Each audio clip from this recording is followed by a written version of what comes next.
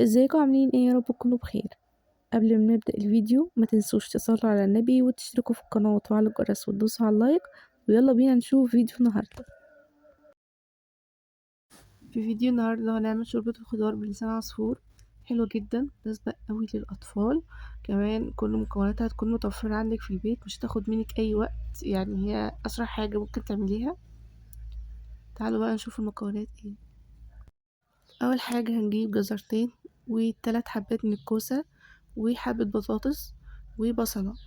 التوابل 2 مرقة دجاج أو مرقة لحمة، وملح وفلفل أسود، ربع معلقة من الفلفل الأسود، وبابريكا وكزبرة ناشفة، وكمان توابل الشوربة. ده سكر هحتاجه على لسان عصفور. وكمان هجيب كوبايتين من لسان عصفور أو كوباية، على حسب الكمية اللي انتي حابة تعمليها. يعني لو عايزة تزودي فبتزودي ضعف الكمية. هبتدي بقى أقطع كل الخضار ده، وهبتدي بالبصل لأن أنا عايزة البصل يدبل. هقطعه دلوقتي بالشكل ده مكعبات صغيرة خالص، مش عايزاها تبقى باينة في الشوربة. ده في طبق، وبعد كده هضيف عليها الفلفل الأسود وكمان شوية من الملح صغيرين. أنا عايزة البصل يكون دبلان، فهضيف شوية من الملح صغيرين. هقلب بقى كل ده كويس جدا. وانا بقلب في البصل هحاول ان انا اضغط عليه كده بحيث ان هو يكون يتهرس معايا، بس هو مش هيتهرس يعني، بس ان هو يكون شارب الملح والفلفل الاسود عشان يكون دبلان. بعد كده هقطع بقى الخضار، كل الخضار الموجود معايا هقطعه برضو نفس حجم البصل، بس هيكون واضح اكتر من البصل شوية. هي السكينة حامية قوي، بس معرفش، انا كنت خايفة انها تعدي على صوابع ايدي. بس هي لو تشوفها في الجزرة تقول انها مش حامية ولا حاجة، عشان كنت بقطع صح ولا غلط. بس طالما انا بقطع الحجم اللي انا عايزاه فتمام شغال. قطعها بالشكل ده، والحجم اللي انا كنت بقطعه كبير وحاسه ان هو هيكون كبير معايا كنت بصغره شويه. هحاول ان انا اقطع كل المكعبات كلها بحجم متساوي، لان لو استوت فما يبقاش قطعة مستوية وقطعة لا. فاحاول على قدر الامكان ان انا اخلي كل قطعة متساوية. حتى زي ما انتم شايفين لو لقيت قطعة مش متساوية فبحاول ان انا اقسمها زي التانية.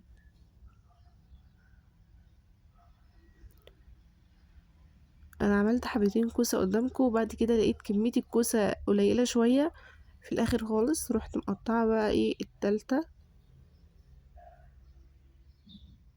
خدوا بالكم امي لو كانت شافت السكينة، لا هي شافتها بس ما خدتش بالها انها سكينة جديدة.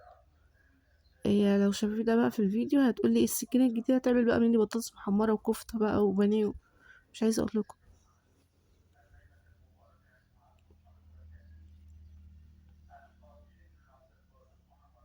اقطع بقى كل الكمية دي. ولو في صوت غريب كده في الفيديو فده صوت راديو، يعني بسجل الفيديو الصبح بدري كمان، فالراديو هتلاقوه شغال وصوته باين في الفيديو. اما لو مش باين فما تاخدوش بالكم من اللي انا قلته. هنا بقى كانت السكينة خلاص هتجيب صفعي، كنت خايفة جدا، وفعلا اللي خفت منه حصل. يعني هو السكينة حامية قوي، وفي نفس الوقت مش راضية تقطع الجزر. تقطيع الجزر اصلا صعب، وخصوصا ان الجزر ده ما كانش فريش. يعني لو كان فريش كان هيتقطع بسهولة. برضو هحاول ان انا اخلي حبات الجزر متساوية لحبات الكوسة وحبات البطاطس، عشان كمان تستوي كلها مع بعض، لان غالبا الجزر بيغيب شوية على ما يستوي.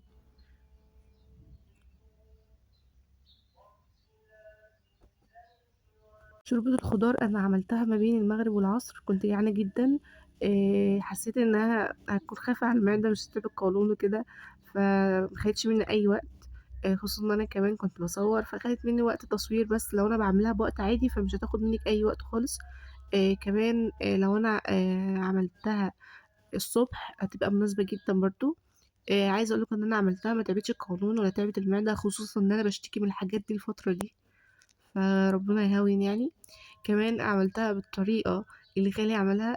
خالي شيف يا جماعة، فعملتها بنفس الطريقة اللي هو عملها او شبهها يعني. مش فاكرة هو عملها ازاي، بس انا بقيت ألمح للطريقة اللي هو عملها واحاول ان انا اقلدها.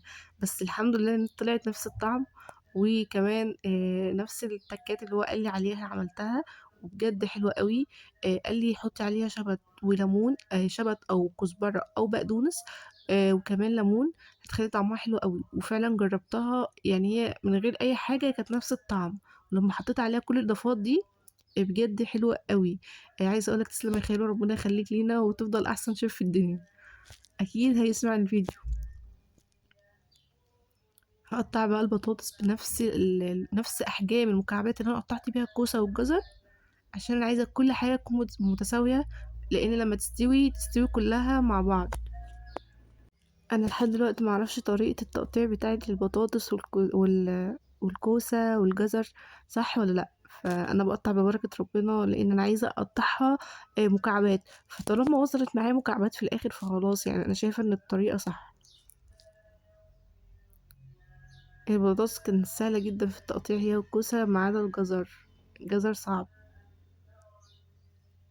تعالوا بقى نروح بعد ما خلّصت، ده كان شكل الطبق، دي كمية، أنا ما زوّدتش حاجة غير الكوسة بس، دي كل الكمية. تعالوا بقى نعمل اللسان عصفور ونكمل الخضار. أول حاجة هاجيب حلة وأحط فيها معلقتين من السمنة صغيرين،